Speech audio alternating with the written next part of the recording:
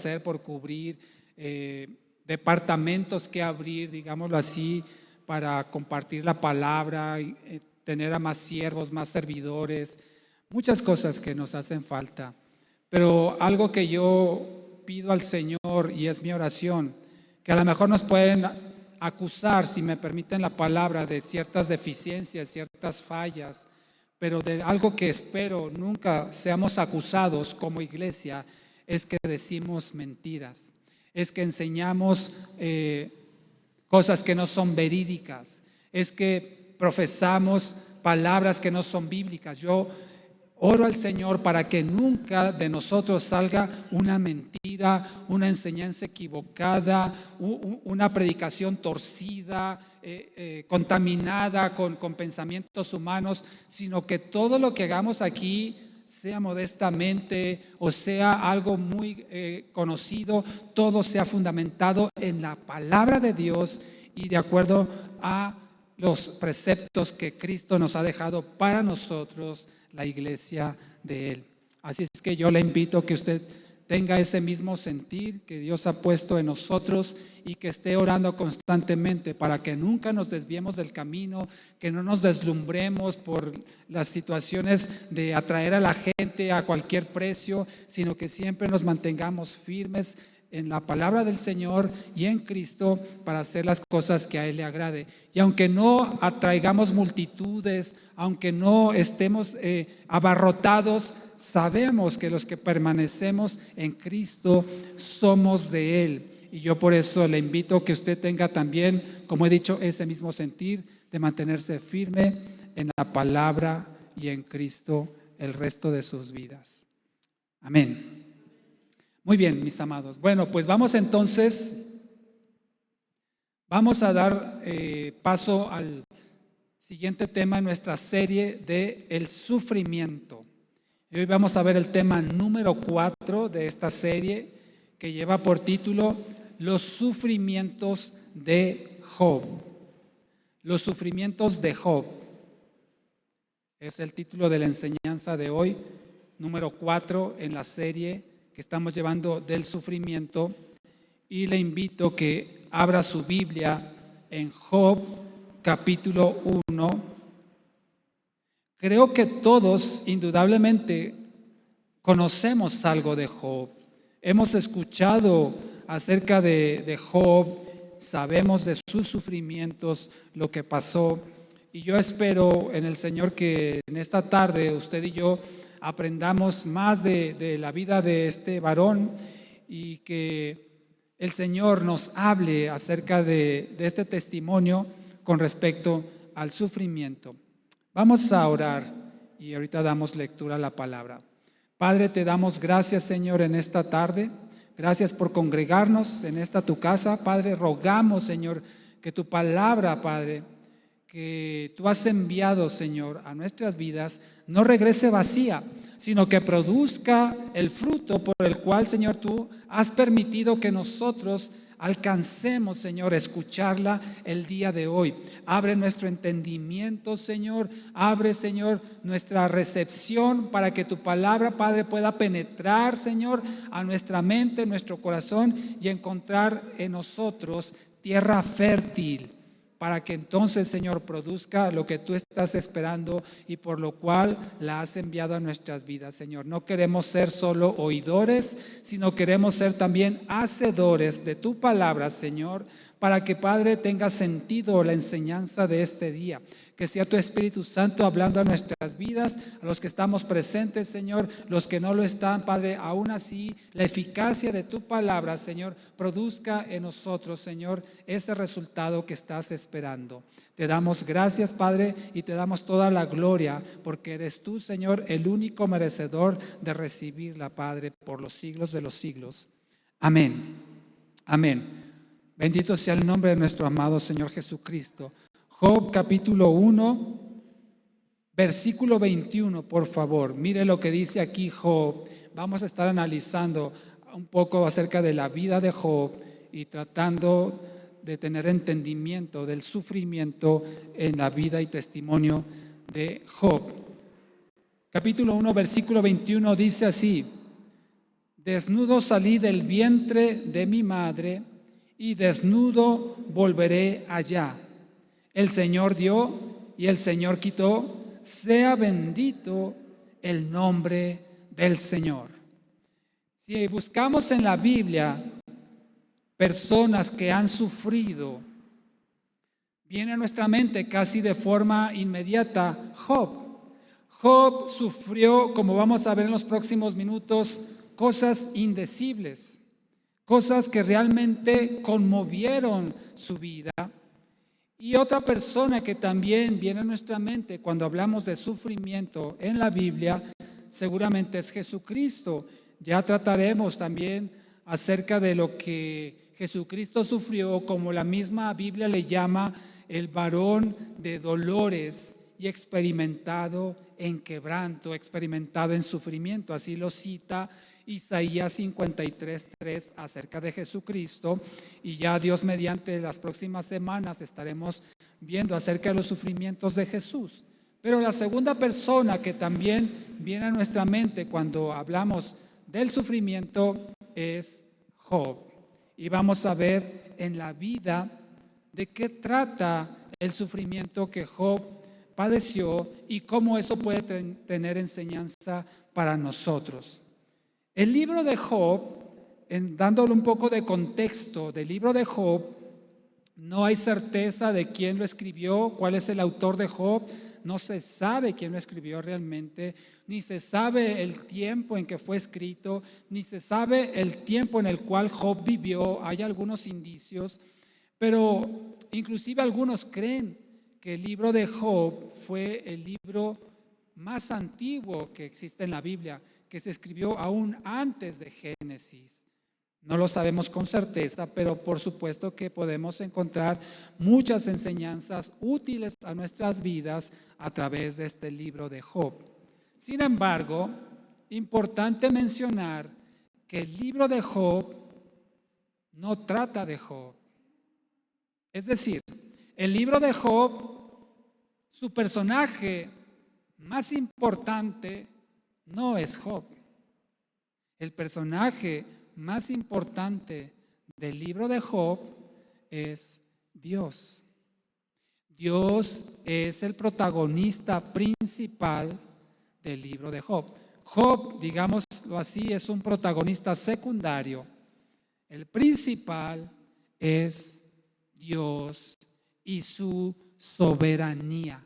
Así es que si alguien le pregunta de qué trata el libro de Job, no vaya a responder de los sufrimientos de Job, del testimonio de Job. ¿De qué trata el libro de Job? El libro de Job trata de Dios y su soberanía. De hecho, no solo Job, toda la Biblia trata de Dios. No trata del hombre, no trata del diablo, no trata de la creación. Sí, son actores o personajes que participan en la Biblia, pero el principal, el protagonista primario de toda la Biblia es Dios. A Él sea la gloria. Veamos entonces quién era Job, teniendo ya como contexto lo que les acabo de citar. Mire lo que dice Job, cómo inicia el libro en Job 1:1. Lo voy a leer en la versión Reina Valera actualizada 2015 y dice: hubo un hombre en la tierra de Uz que se llamaba Job. Aquel hombre era íntegro. En algunas otras versiones dice perfecto. Me gusta más la palabra íntegro, porque perfecto solamente Dios. Era íntegro y recto, temeroso de Dios y apartado del mal. Miren nuevamente estas cuatro características. Era íntegro, era recto, temeroso de Dios y apartado del mal. Esta es la introducción al libro de Job. Pero mire qué interesante que no solamente lo dice el autor del libro, sino que Dios mismo en el versículo 8 aquí de Job 1 le pregunta a Satanás: ¿no te has fijado en mi siervo Job, que no hay otro como él en la tierra? Un hombre íntegro y recto, temeroso de Dios y apartado del mal. Es decir, Dios mismo da testimonio de Job y sabemos que Dios no miente. Así es que Dios mismo está diciendo, Él es íntegro, Él es recto, Él es temeroso de Dios y está apartado del mal. Y lo vuelve a reiterar, si me acompaña, en el siguiente capítulo 2 de Job, en el versículo 3, nuevamente le dice el Señor, dialogando con Satanás, mire, Dios platicando aquí con Satanás: ¿no te has fijado en mi siervo Job, que no hay otro como él en la tierra, un hombre íntegro y recto, temeroso de Dios y apartado del mal, y que todavía se aferra a su integridad a pesar de que tú me incitaste contra él para que lo arruinara sin motivo? Nuevamente Dios reitera el carácter espiritual de Job: un hombre íntegro, recto, temeroso de Dios y apartado del mal. Y además en el versículo 8 de Job 1, como leíamos, le llama mi siervo Job. Es interesante destacar que cuando fue escrito Job, todavía no le había sido dada a Moisés la ley, los 10 mandamientos que conocemos. Es decir, todavía no estaban los 10 mandamientos cuando Job ya era considerado íntegro, recto, apartado del mal y temeroso de Dios. De alguna forma, y le dice mi siervo, le dice Dios, de alguna forma Dios tenía una relación con Job, aunque no existía todavía, repito, la ley de Moisés. Es sorprendente ver en la Biblia cómo personajes antes de la ley de Moisés ya tenían una relación con Dios. Tenemos el caso de Abel. ¿Quién le explicó a Abel que tenía que llevar un sacrificio? ¿Quién le explicó a Job, porque más adelante lo dice, que presentaba sacrificios todos los días? ¿Quién le explicó a Enoc, por ejemplo, cómo vivir una vida que le agrada a Dios? ¿Quién le dijo a Noé cómo vivir una vida grata al Señor y ofrecer sacrificios, si la ley de Moisés todavía no existía cuando vivieron estas 4 personas que mencioné? Es interesante pensar en ello y nos da a entender que Dios de alguna manera tenía una relación con estas personas y otras más, por supuesto, antes de siquiera existir los mandamientos y la ley de Moisés. Mucho antes, por supuesto, siglos antes de que Jesucristo apareciera aquí en la tierra.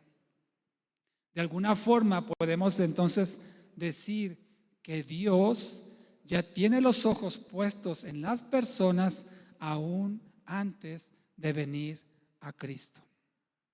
Y le digo algo bien interesante, y tal vez usted sea una persona así, no lo sé, pero podemos creer que aún desde antes de nacer hay un trato especial de Dios hacia la persona, aunque no conozca de Cristo y el Evangelio. Y sabe una cosa, Satanás se da cuenta. Satanás y sus demonios saben cuando Dios protege a alguien de manera especial, aún antes de nacer, porque Dios ya tiene puestos sus ojos en esa persona, ya lo ha apartado, ya la ha apartado para su servicio. Y el enemigo lo sabe y dirá: ¿por qué a esta mujer que está embarazada los ángeles siempre la están rodeando? ¿Por qué siempre la están acompañando? ¿Por qué la protegen tanto? ¿Qué tan valioso es lo que hay en su vientre, habiendo tantas otras mujeres embarazadas, por ejemplo? Porque Dios ya puso sus ojos en ese ser que aún se está gestando. Y no solamente en el vientre, cuando nace, Dios lo está guardando, lo está apartando, y el enemigo de alguna manera trata, sin saber de qué se trata el asunto, pero ve una protección especial de parte de Dios, y el enemigo trata de alguna forma interrumpir los planes de Dios, a lo mejor provocando un aborto prematuro en la mujer, a lo mejor haciéndole sufrir un accidente, o si ese bebé nace, tratando de acabar con la vida de ese bebé, porque hay algo especial por el cual Dios le guarda de una manera diferente a los demás y quiere acabar lo que sea que pretenda Dios. Satanás lo quiere destruir. Y tal vez usted fue esa persona. Tal vez yo fui esa persona sin saberlo, y desde una edad muy temprana teníamos una sensibilidad hacia las cosas de Dios, aunque no conocíamos nada del Evangelio, pero Dios ya nos había apartado. Dice, desde antes de la fundación del mundo, Él nos llamó, y en el vientre de nuestra madre nos formó, porque Dios ya tenía predestinado lo que íbamos a hacer tú y yo. ¿No te gozas con ello? De saber que Dios ya te había considerado antes de que tú siquiera supieras de Él.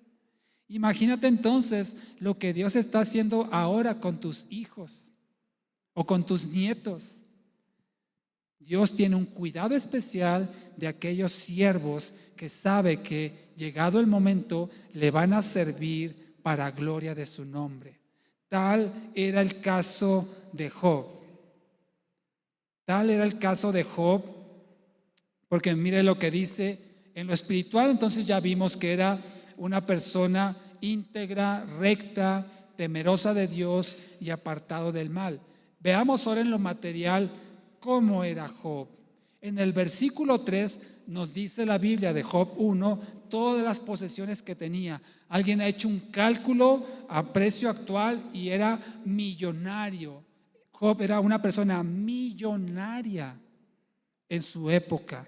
Y dice la palabra del Señor que no había uno más grande que él. El propio Dios lo dice, no hay uno más grande que él en toda la tierra. Era entonces Job en ese tiempo el hombre más poderoso y más rico que existía entonces. Todas esas posesiones las tenía Job. Pero fíjense lo que dice también en Job 1, versículo 10. Satanás le responde al Señor cuando le dijo, ¿no has considerado a mi siervo Job? Y en el versículo 10 le dice Satanás como respuesta a Dios, ¿acaso no le has protegido a él, a su familia y a todo lo que tiene? Hermano, esa promesa de protección no solamente fue para Job, es también para ti y es también para mí. Dice la palabra del Señor que el ángel de Jehová acampa alrededor de los que le temen. Dios está protegiéndonos, está guardando nuestra vida, y el propio Satanás lo reconoce. Dice, ¿acaso no lo has protegido? No solamente a él, a su familia y a todo lo que tiene. El trabajo de sus manos has bendecido y sus posesiones se han aumentado en la tierra. Ese es el favor de Dios para con sus hijos. Protegerlos, guardarlos, multiplicar sus bienes, bendecirlos y prosperarlos por el puro afecto de su amor. Y eso es una palabra para tu vida. Dios te prospere en todo y tenga salud, así como prospera tu alma. Ese era Job, podemos decirlo, si me permite la palabra, un consentido de Dios en el aspecto de que lo guardaba, lo protegía, lo bendecía, prosperaba el trabajo de sus manos, pero también Job era una persona trabajadora, como lo acabamos de leer, el trabajo de sus manos.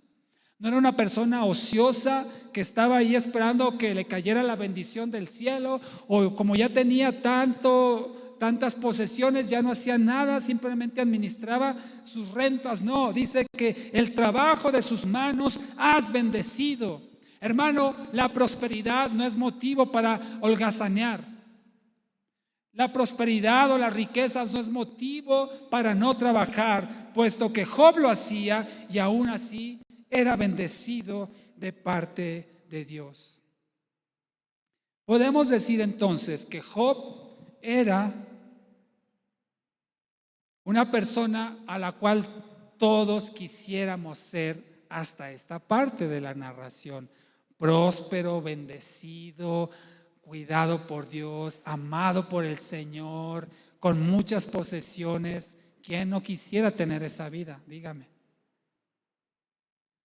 Su vida era perfecta. Sin embargo, vemos entonces que Satanás le dice, pues así que chiste. Si lo has bendecido, ¿cómo no te va a amar? Versículo 11. Pero extiende por favor tu mano. Fíjese, Satanás pidiéndole el favor a Dios. Extiende por favor tu mano y toca todo lo que tiene. Y verás si no te maldice en tu propia cara. Mire nada más qué atrevimiento de Satanás. ¿Qué es lo que le está diciendo aquí? Pues claro, está tan bendecido, ¿cómo no te va a amar? Pero quítaselo y vas a ver si no te maldice en tu propia cara. ¿Por qué dijo esto Satanás? ¿Conocía Satanás a Job? Sí lo conocía. Lo tienes protegido, no me dejas tocarlo, lo guardas a él y su familia y lo que tiene, pero no conocía la integridad de Job, puesta a prueba. Pero si Satanás dijo, mira, quítale lo que tienes y te va a maldecir, lo dijo porque hay hombres que hacen eso.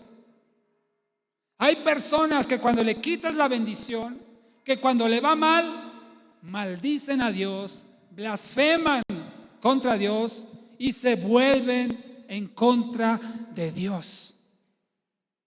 Que pierde un familiar, que falleció un ser querido, que lo despiden del trabajo, que está en la bancarrota, que le acosa una enfermedad, en fin, cuando pierde el hombre la bendición, hay quienes maldicen a Dios. Por eso Satanás cuando le dijo, hazlo y vas a ver cómo te maldice en tu propia cara, lo dijo porque él conoce el corazón del hombre. Y hay muchos que actúan de esa manera. Hermano, hemos recibido aquí personas que vienen con necesidad, con carencias. Ayúdeme, ore por mí. Mira, estoy pasando por esta situación. Y el Señor en su misericordia le resuelve el problema. Y algunos dejan de asistir.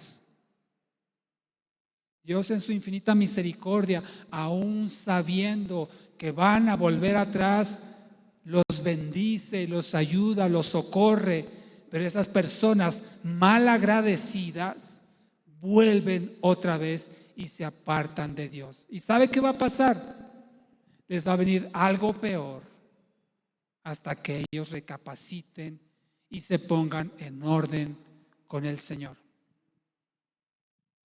¿Recuerda aquellos ciegos que fueron sanados? ¿Cuántos regresaron? Solo uno regresó. ¿Y los otros? Así pasa. Por eso Satanás le dijo, quítaselo y vas a ver cómo no te maldice en tu cara, porque él conoce el corazón del hombre. Hermano, hermana que estás aquí, te pregunto, el Señor nos pregunta, si Dios te quita la bendición, ¿lo vas a maldecir? ¿Te vas a apartar de Dios si Él te niega la bendición? Yo espero que no. Yo espero que no. Pero que los hay, por supuesto, y por eso Dios lo dijo. Digo, por eso Satanás lo aseguró. Pero fíjense, no solamente eso le dijo.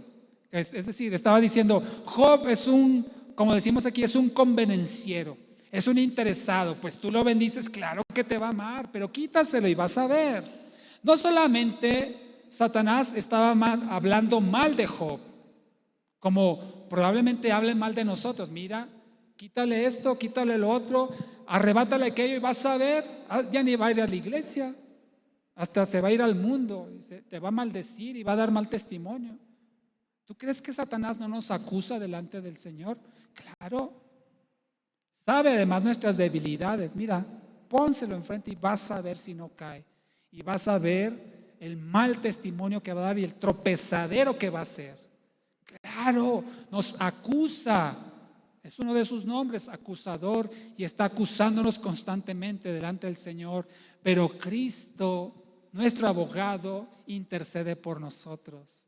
Dice, yo pagué por él, yo pagué por ella, y aunque te falle, yo lo voy a levantar nuevamente por mi gracia y mi misericordia. Amén.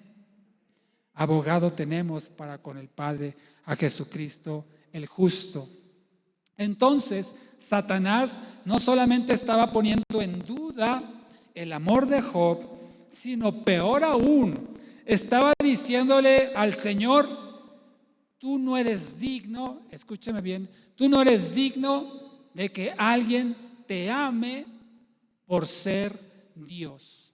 Tú no eres digno de que alguien te ame desinteresadamente. Tu gloria no es suficiente para que alguien te ame, aunque no lo bendigas, aunque no le des nada.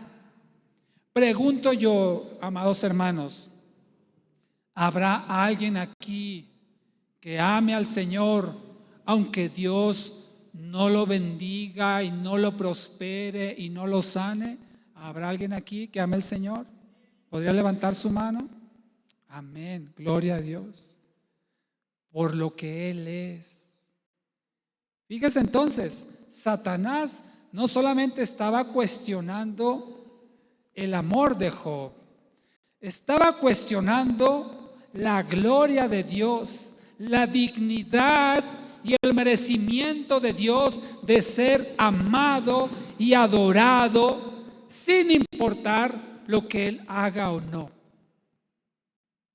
Entonces, más que el testimonio de Job, lo que estaba en juego en esta situación era la gloria de Dios.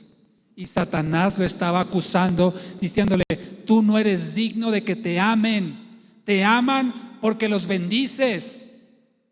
Imagínense la afrenta, el atrevimiento tan grande de Satanás al cuestionar así la gloria de Dios, como diciéndole, tú compras su amor con favores.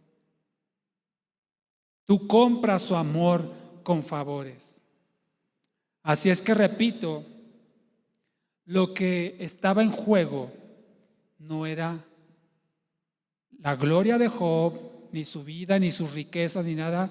Lo que estaba en juego en esta situación era la gloria de Dios.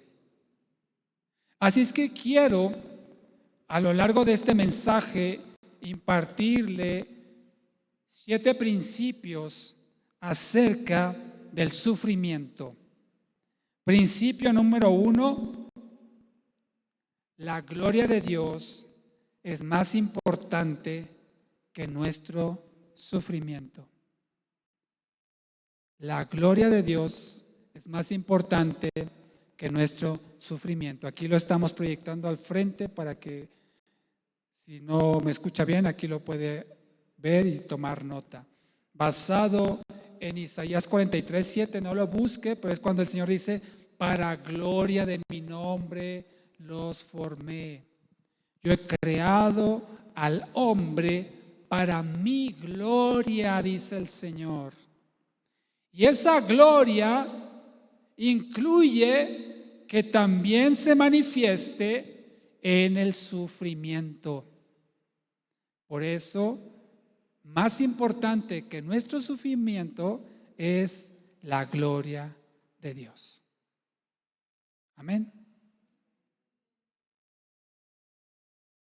Entonces, continuando con la narración, Satanás recibe el permiso de Dios. Dice aquí en el versículo 12 de Job 1, el Señor le respondió a Satanás: he aquí, todo lo que él tiene, fíjese, todo lo que él tiene está en tu poder. Solamente no extiendas tu mano contra él. Y Satanás ni se tardó, de inmediato fue a hacer de las suyas contra lo que Job tenía, pero a él no lo tocó. Y entonces, ya sabe, le quitó a los 10 hijos, tenía 7 varones, 3 mujeres, a todos sus camellos, todas sus asnas, a todas sus ovejas, a los siervos, arrasó con todo. A él no lo tocó, pero todo lo que tenía se lo acabó Satanás. Y luego, ese fue el primer golpe. Y veamos cómo reaccionó Job ante esto. Van y le dicen todo lo que había hecho el viento y también los pueblos enemigos. Y en el versículo 21 de Job 1, lo leímos al principio, la respuesta de Job fue la siguiente. Dice: desnudo salí del vientre de mi madre y desnudo volveré allá. El Señor dio y el Señor quitó. Sea bendito el nombre del Señor. Versículo 22. En todo esto Job no pecó ni atribuyó a Dios despropósito alguno. Mire qué reacción. Imagínese, hermano, perder en un mismo tiempo a sus 10 hijos, todas sus posesiones, quedar en la ruina total, con todos sus bienes destrozados o robados por los enemigos. Y ese fue el primer golpe de Satanás. Y Dios se agradó de Job porque dice que no pecó ni atribuyó a Dios despropósito alguno. Vino el segundo ataque en Job capítulo 2 y es donde entonces Satanás le enferma, dice aquí, con una sarna, ¿sí? Con una sarna maligna, con llagas desde la coronilla hasta la planta de sus pies, al grado que él tenía que tomar un pedazo de vasija roto para rascarse por el tormento en el cuerpo que sufría Job. Es decir, primero le quitó lo que tenía y después le quitó su salud. Y entonces la reacción de Job en el versículo 10 del capítulo 2, nuevamente en la parte final dice: recibimos el bien de parte de Dios y no recibiremos también el mal. En todo esto, nuevamente, Job no pecó con sus labios. Qué impresionante. La integridad, la rectitud de Job le hizo soportar estas terribles pérdidas. En cambio, veamos cómo reaccionó su mujer. En el versículo 9 de Job 2, la mujer le sobrevivió. Del primer ataque no dice nada de la mujer, pero en el segundo ataque, cuando Job enfermó, en el versículo 9 de Job 2, la esposa de Job le dice así: ¿todavía te aferras a tu integridad? Maldice a Dios y muérete. Qué tierna mujer. ¿Por qué le dejó a la mujer? No, mejor que se la hubiera llevado y le deja a los hijos. Pero, amado hermano, no juzguemos tan a la ligera a esta mujer. Imagínate perder a tus 10 hijos en una sola ocasión, todos los bienes y todas las riquezas que posees, perderlas. ver a tu esposo enfermo hasta de la coronilla a las plantas de los pies, y no ver la respuesta de Dios, no cualquiera soporta eso. Por eso les digo, no juzguemos tan a la ligera. Tal vez nosotros con menos reaccionaríamos de una forma similar o tal vez más grave como esta mujer. Pero de aquí podemos obtener un segundo principio. Podemos ver que Job no pecó ni en el primer ataque ni en el segundo ataque. Es decir, que Job, quien era íntegro, recto, temeroso de Dios y apartado del mal, lo era con bienes y riquezas, y lo era sin bienes y sin riquezas y enfermo. Es decir, que la integridad, la rectitud, el temor y el apartarse del mal de Job no dependía de lo que tenía y de lo que no tenía, sino que dependía de su convicción acerca de Dios.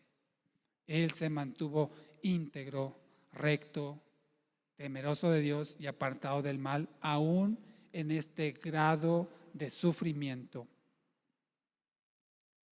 Este hombre que Dios lo protegía, este hombre que Dios guardaba a su familia, a todas sus posesiones, este hombre que Dios bendecía el fruto de sus manos, Dios que aumentaba sus posesiones en la tierra y sus riquezas, y que no había otro como él en la tierra, lo perdió todo, menos su integridad, su rectitud, su temor de Dios y el apartarse del mal.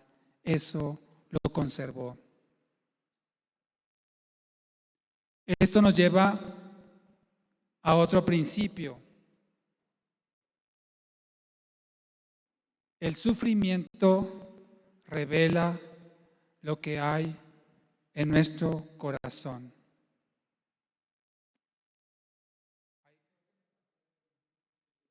Me faltó uno, el principio número 2, discúlpeme, estoy citando el 3, el principio número 2, cuando estés sufriendo,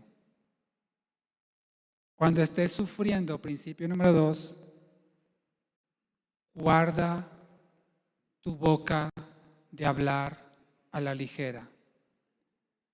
Cuando estés sufriendo, guarda tu boca de hablar a la ligera. Piénsalo, medítalo, y lo que vas a decir, si le da gloria al Señor, hazlo, no lo pienses. Pero si lo que vas a decir no le da gloria al Señor, mejor cállate. Mejor cállate, porque una persona herida, una persona lastimada puede proferir palabras desagradables al Señor. Ese fue el segundo principio. El principio número 3, ahora sí, el sufrimiento revela lo que hay en tu corazón. El sufrimiento revela lo que hay en tu corazón, tanto lo bueno como lo malo. ¿No has escuchado a aquellos que se dan un golpe y dicen, ¡ay! Y se les sale una palabrota? ¿De dónde salió eso? Tan calladito que se lo tiene en la iglesia, pero un golpe, un tropezón, lo que sea, ¡ay! Y les salen ahí culebras y tepocatas y víboras prietas, como decían. Por eso el sufrimiento revela lo que hay en nuestro corazón. Es como el árbol bueno y el árbol malo. El árbol bueno da buen fruto, el árbol malo da mal fruto. Y ahí se va a demostrar, como lo hizo Job, que con el sufrimiento se reveló su integridad, su rectitud, su temor hacia Dios y el apartado del mal. En cambio, en su mujer le dijo, maldice a Dios y muérete. Una persona herida va a hablar usualmente por la herida. ¿Cuántos de nosotros hemos sido lastimados por personas que son agresivas. ¿Le ha tocado a usted, por ejemplo, ir a hacer un trámite y que el funcionario está de malas? Es grosero, es grosera, es una persona realmente pesada. ¿Le ha sucedido eso? ¿Sí? Que lo van y lo atienden y el doctor está enojado y le habla de una forma altanera, prepotente. ¿Por qué? Pues, ¿qué le hice yo? Yo vengo a que me atienda. ¿Qué le hice? Usualmente porque hay heridas en su corazón, hay amargura en su alma y reacciona de una forma negativa, aunque usted lo trate bien, aunque usted le hable con amabilidad, con bondad, la persona no va a verlo así y va a reaccionar como una fiera herida, a la defensiva, agresiva, grosera, porque está lastimada. Y lo malo es que nosotros a veces actuamos de esa manera.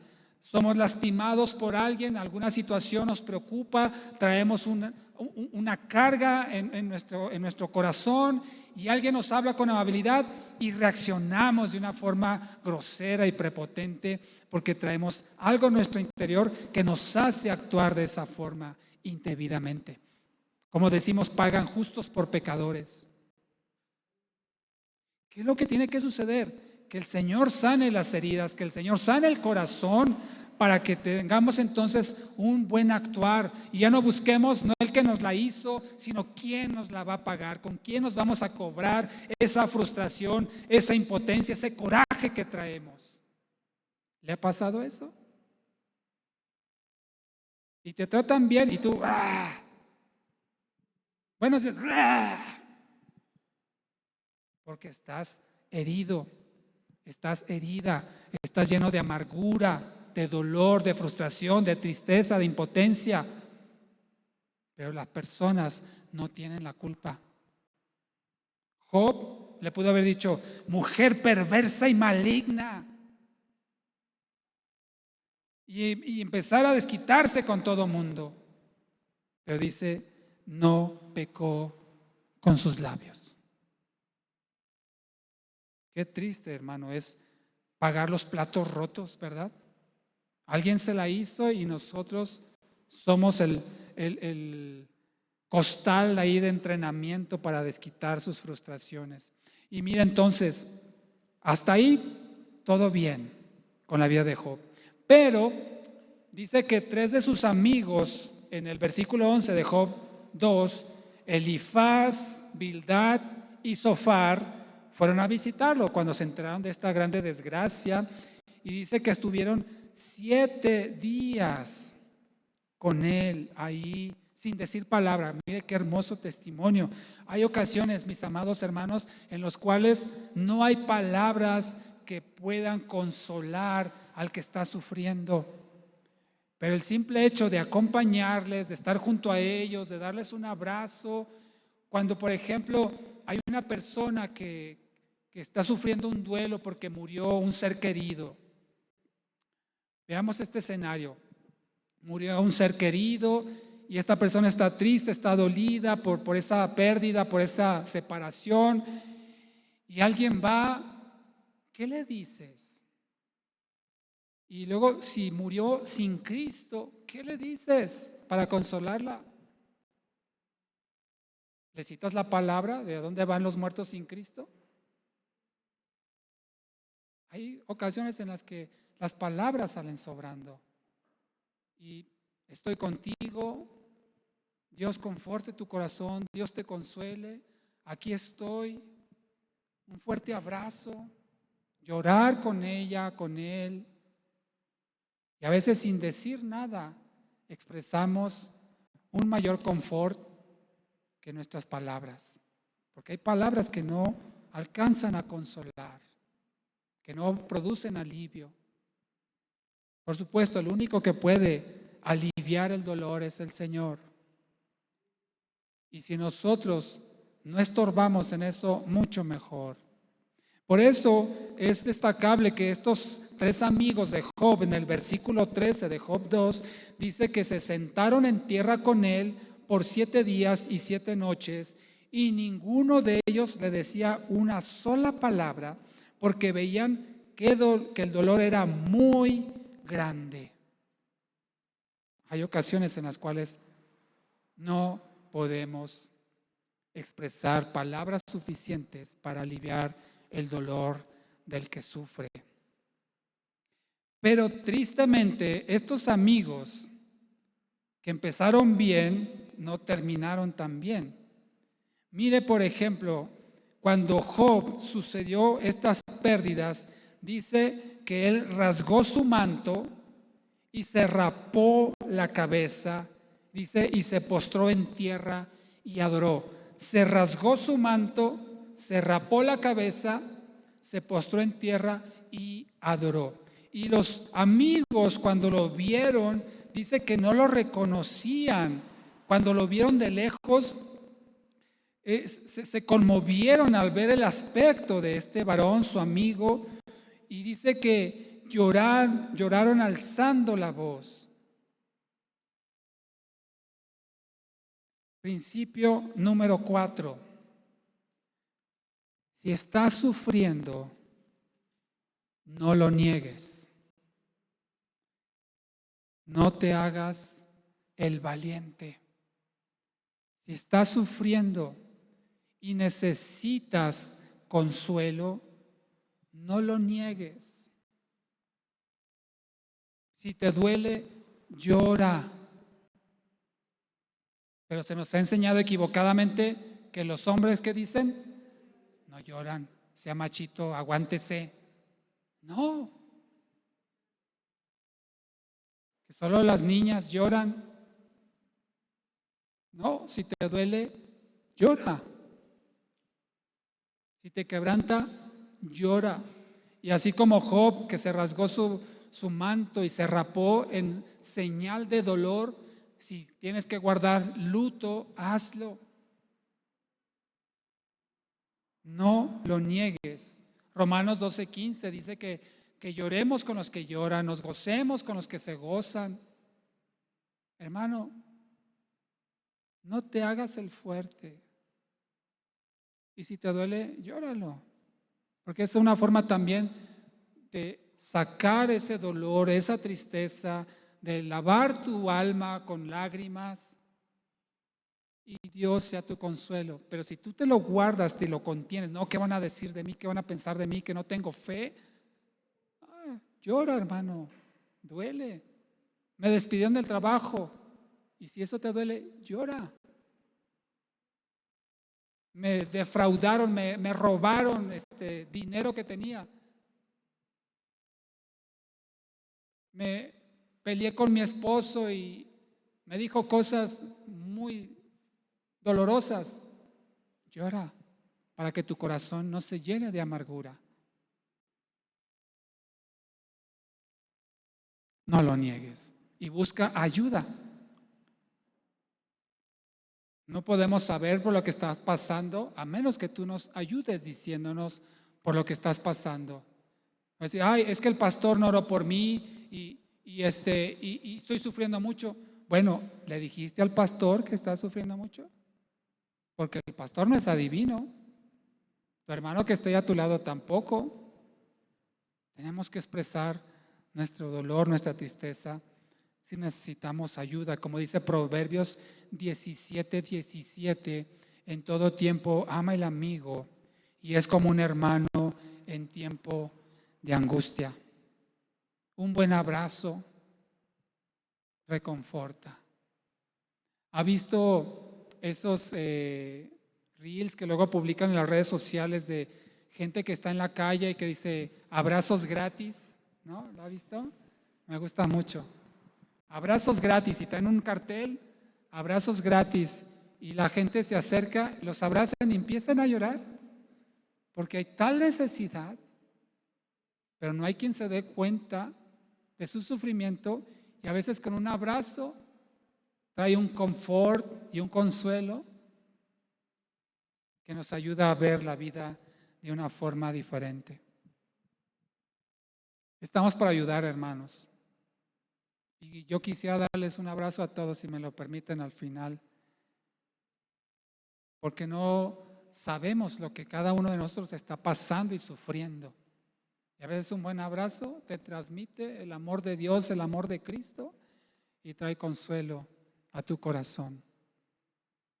Y entonces estos amigos, en vez de darle la razón a Job por lo que estaba pasando, empiezan a cuestionarlo. Ya estaban muy bien calladitos, pero empezaron a hablar y Dios mío, mejor se hubieran quedado callados. Mire, vaya conmigo aquí mismo en Job capítulo 4, lo que le dice Elifaz.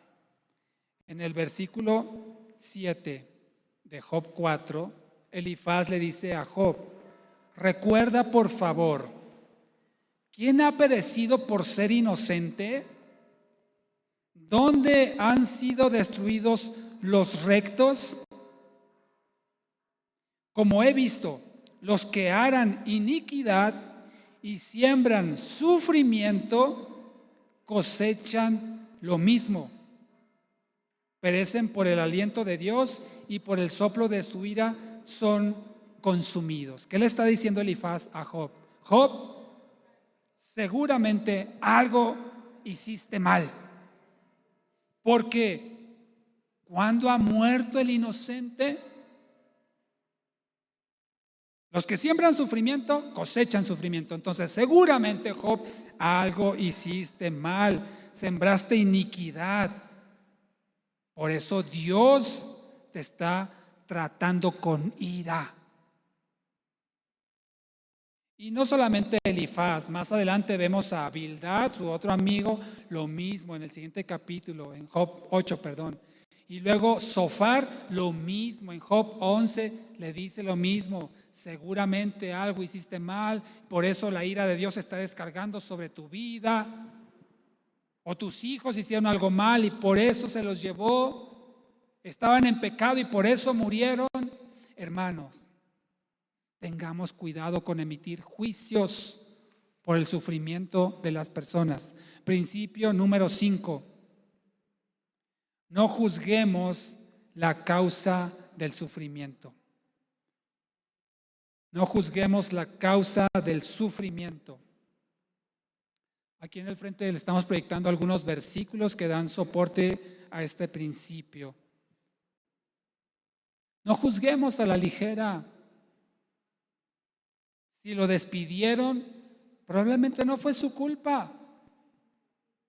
Si tiene una enfermedad incurable, probablemente no sea por causa de pecado personal. Si el esposo la abandonó, la engañó, probablemente no es culpa de ella. Es más, aquí en este aspecto seguramente no es su culpa. Nadie tiene excusa ni permiso para engañar. Estos amigos de Job creían que a los buenos, los justos, los rectos, los temerosos de Dios, los apartados del mal, los íntegros, les va bien. Es lo que ellos creían. Y a los que va mal, a los que les va mal es porque no son íntegros, no son rectos, no son justos, andan en pecado. Ese era el concepto que ellos tenían. Pero amado hermano, tú y yo sabemos que no es así. Mira el ejemplo de Job. La palabra da buen testimonio de él y mira cuánto sufrió. Jesucristo, el único hombre perfecto, sin pecado, mira cuánto sufrió. Mírate a ti mismo, mírate a ti misma. ¿Tienes un buen testimonio delante del Señor? ¿Te esfuerzas por vivir una vida agradable al Señor? Y a veces, aún con eso, te va mal. Alguien que sea leal puede ser traicionado. Alguien que sea fiel puede ser engañado. Alguien que hace el bien puede ser tratado mal. Alguien que practica la justicia puede ser tratado injustamente. Alguien que dice la verdad pueda ser acusado con mentiras.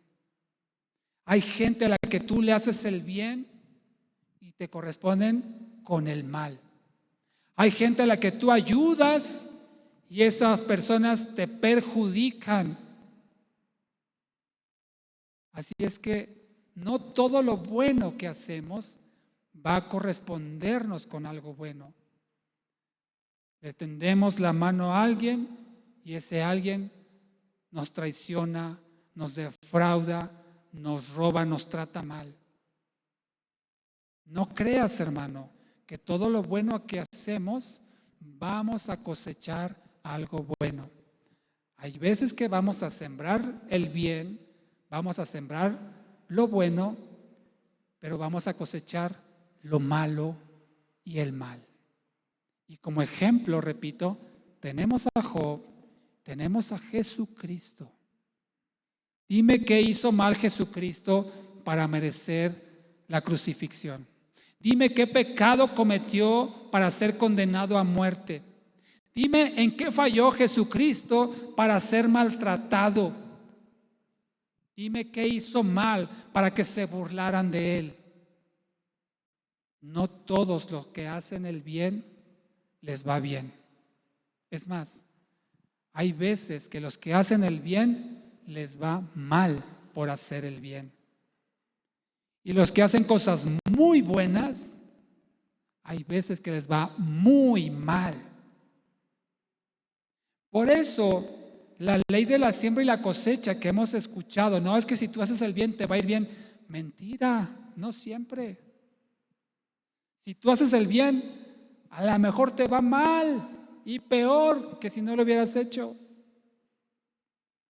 La ley de la siembra y la cosecha que está en Gálatas 6, versículos 7 al 10, cuando dice que el Señor no puede ser burlado, todo lo que el hombre segare, sembrar eso cosechará o eso segará. No se refiere, mis amados hermanos, a lo terrenal. Se refiere a lo espiritual.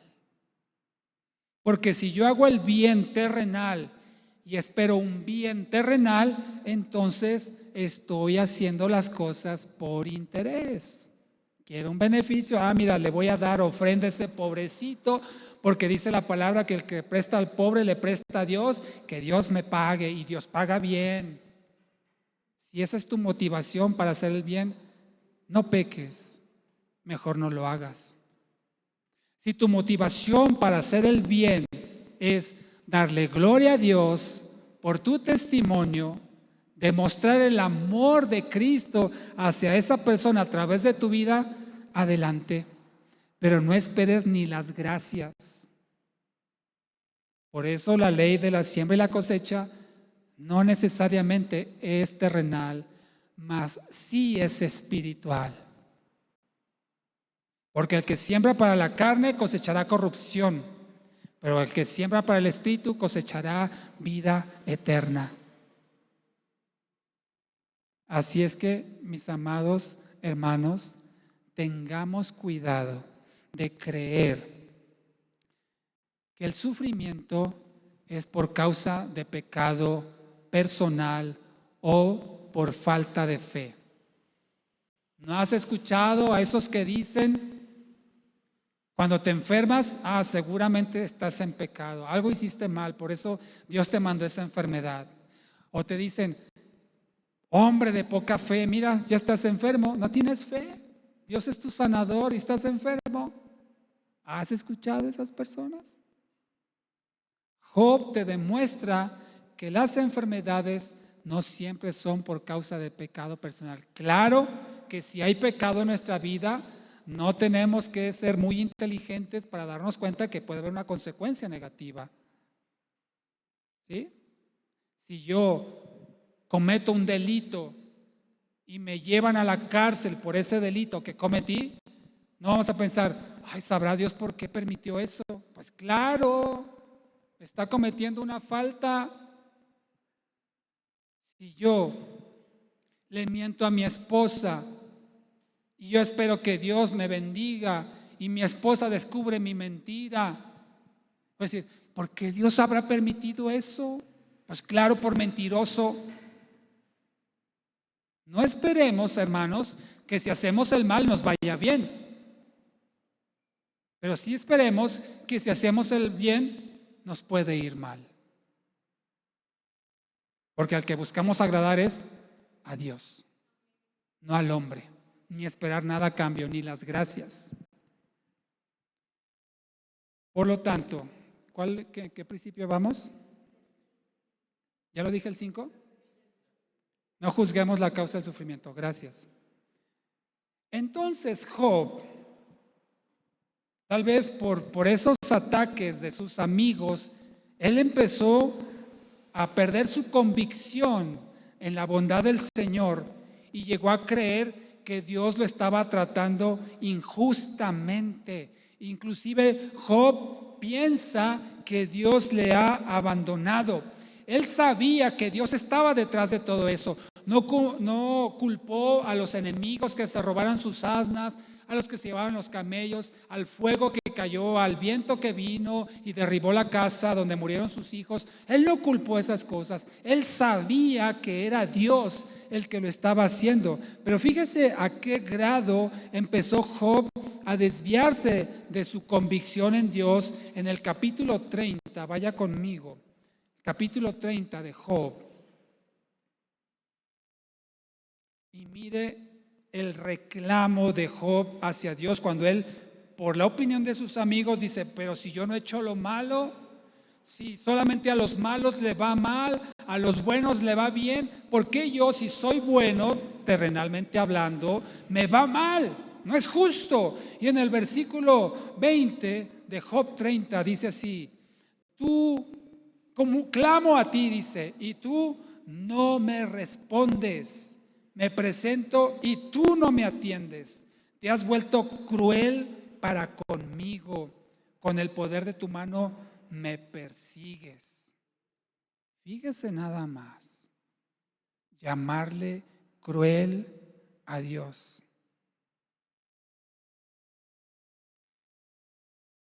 Vaya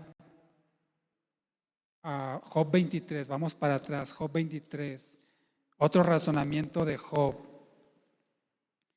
Job 23, 10 dice, mis pies han seguido fielmente tus huellas. Está hablando Job acerca de su caminar en obediencia a Dios. Mis pies han seguido fielmente tus huellas. He guardado su camino y no me he apartado. Versículo 12. No me he apartado del mandamiento de sus labios en mi seno. He guardado los dichos de su boca. Job se está juzgando a sí mismo como una persona justa. En el versículo 10 también dice, sin embargo, Dios conoce el camino en que ando. Cuando Él me haya probado, saldré como oro. Es decir, si Dios me juzga, si Dios me cuestiona, voy a salir aprobado, dice Job. Entonces él se pregunta, como leíamos hace unos minutos, ¿por qué eres cruel conmigo? ¿Por qué me castigas de esta manera? ¿Por qué no me atiendes? ¿Por qué te has apartado de mí? ¿Y sabe qué le respondió Dios? ¿Sabe qué le respondió Dios a su cuestionamiento? ¿Por qué me está pasando esto, Dios? ¿Sabe qué le respondió? Le respondió nada. Dios no le dio explicación alguna a Job por qué estaba sufriendo. Principio número 6. Dios no debe explicaciones a nadie. Dios no debe explicaciones a nadie. Isaías 46:10 dice que Dios hará lo que Él quiere. Dios no te debe una explicación a ti. Dios no me debe una explicación a mí. Él es libre y soberano para hacer lo que le plazca. Aunque eso signifique tu sufrimiento y mi sufrimiento, Dios no nos debe explicación alguna. Equivocadamente el hombre le atribuye a Dios características humanas y piensa equivocadamente que Dios nos tiene que explicar, que Dios me explique. Y hasta lo cuestionamos. A ver, dime por qué, Dios. ¿Por qué haces esto? Dios no te debe nada. ¿Entiendes cuál es tu posición como creación, como hijo de Dios? Dios no te debe explicación alguna. Él en su infinita sabiduría sabe por qué hace las cosas y para qué. Y tal vez tú y yo nunca sabremos por qué sufrimos, por qué nos pasó aquel accidente, por qué sufrimos aquella pérdida, por qué tuvimos aquella situación que nos causó dolor. Tal vez nunca lo sabremos. Pero si tú y yo confiamos que nuestra vida le pertenece a Dios y que sus pensamientos son de bien y no de mal, como dice Jeremías 29:11, y que lo que dice Romanos 8, que todo ayuda para bien a los que aman al Señor, entonces tú y yo podemos descansar en su buena voluntad, que es agradable y perfecta, y todo lo que Dios decida es para su gloria y para nuestro bien, incluido el sufrimiento. Dios tiene un buen propósito para ti, tiene buenos pensamientos para ti. Dios te ama y quiere lo mejor para tu vida, aunque eso signifique sufrir. Dios no prometió que no iríamos a sufrir, al contrario, Él nos dice: en el mundo tendrán sufrimientos, en el mundo tendrán aflicciones. Dice, pero confíen, ánimo, fortalézcanse, porque yo he vencido el mundo. Así lo dice Juan 16:33. Y damos paso al séptimo principio con el cual termino. Dios nos acompaña en el sufrimiento. Mateo 28:20. Dios nos acompaña en el sufrimiento. Mateo 28:20. Yo estaré con ustedes todos los días de su vida hasta el fin del mundo. Vas a sufrir. Y aunque hagas el bien, vas a sufrir. Pero yo estoy contigo. Yo no te dejaré ni te abandonaré. No te desampararé. Y aunque tú sientas que ya no puedes más, te digo hasta dónde Dios te va a llevar. Imagínate lo que le pasó a Job. ¿Hasta dónde crees que lo llevó Dios? Hasta donde Job podía soportar. Imagínate la resistencia de Job para sufrir lo que sufrió y no pecar contra Dios cuando tuvo esas pérdidas. Hermano, hermana, Dios te va a llevar hasta donde tú seas capaz de soportar. Aunque tú creas que ya no puedes más, aunque tú creas que ya no resistes más, que ya es demasiado lo que estás sufriendo, si Dios te tiene ahí es porque tú lo puedes soportar por la gracia de Dios. Porque Él prometió estar contigo y no te va a abandonar. Job fue restituido en el capítulo 42 y al final del libro. Job fue restituido, dice que al doble. Lo puedes leer en Job 42, versículos 10 al 17. Fue restituido al doble. Pero te digo una cosa, mi amado hermano, mi amada hermana, con todo el amor de mi corazón te lo digo, no todos vamos a ser restituidos en vida lo que hemos perdido. No todo lo que has perdido te va a ser restituido. Hay cosas que tú y yo vamos a perder y las vamos a perder para siempre y no van a regresar. Solo Dios sabe cuáles de las cosas que hemos perdido serán restituidas. Tal vez el amor de tus hijos, el amor de tu esposo, de tu esposa, el respeto, la honra, los bienes materiales, la vida de un ser querido, la posición, prestigio, no sé. Hay cosas que Dios nos va a quitar y no todas nos las va a reponer en esta vida. Job sí, a él sí, al doble dice. Lo que te quiero decir con esto es que aquello que Dios te ha quitado es para tu bien y no anheles que regrese. Mejor espera en el Señor y que Él te dé lo que Él quiera. Pero habrá cosas que no van a regresar. Tuviste la oportunidad, la dejaste ir, la desperdiciaste y ese tiempo no va a volver. Tal vez sí, pero no vivas esperanzado que en esta tierra vas a ser restituido. Mejor espera que en la gloria eterna, ahí sí el Señor te va a restaurar y reponer todo. Dice que no habrá más lágrimas, no habrá más dolor, no habrá más muerte, ni llanto, ni clamor, ni dolor, ni tristeza, porque todas las primeras cosas, las de esta tierra, han pasado. Apocalipsis 21:4, así lo dice. Mira a Jesucristo, Jesucristo que entregó su vida y su testimonio ante los ojos de los hombres, para muchos no ha sido restaurado, pero Él en su gloria eterna, dice la palabra del Señor, que toda rodilla se doblará ante Él y toda lengua confesará a Jesucristo como Señor para gloria de Dios Padre.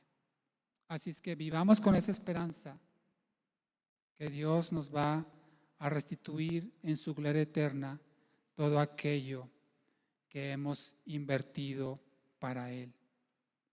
Pues si vivimos, para el Señor vivimos, y si morimos, para el Señor morimos. Así que, sea que vivamos o que muramos, somos del Señor.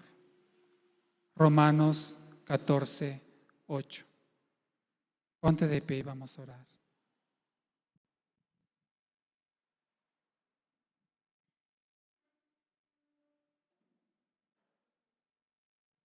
Demos gracias al Señor que nos ha dado la oportunidad de conocerle, tener esperanza de salvación y vida eterna, y en ello encontrar la razón de nuestro existir. Probablemente, amado hermano, amada hermana, hay cosas que perdimos, sea que nosotros las dejamos ir o tal vez que el Señor nos las quitó. Ahora que estás en Cristo, yo te invito a que confíes en Él. Y aquello que has perdido, confía que el Señor tiene algo mejor para ti.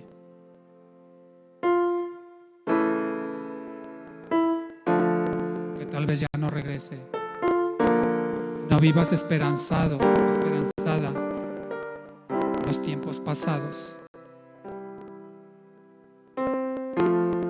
Si tú le has entregado tu vida a Jesucristo,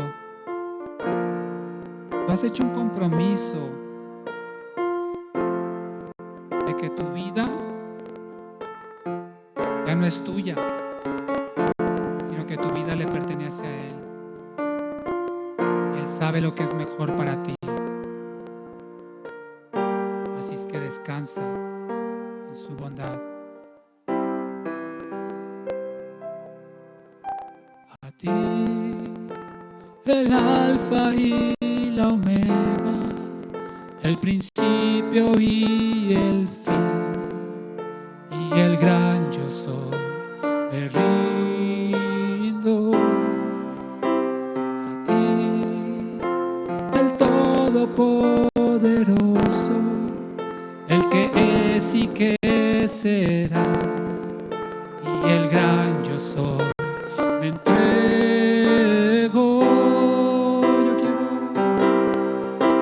yo quiero que gobiernes mi vida. Me doy en sacrificio a ti. Yo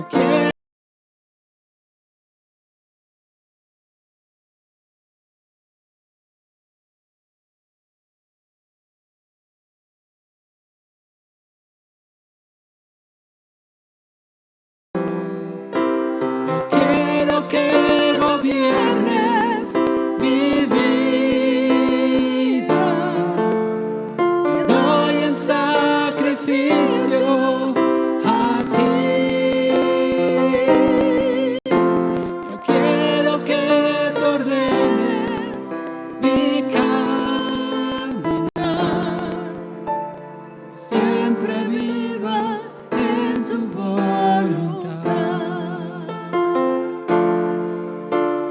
siempre viva en tu voluntad, siempre viva en tu voluntad.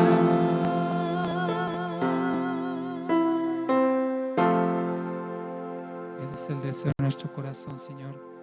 Vivir siempre bajo tu voluntad, Padre, que es buena, agradable y perfecta. A ti sea la gloria. Amén. Pueden tomar su lugar.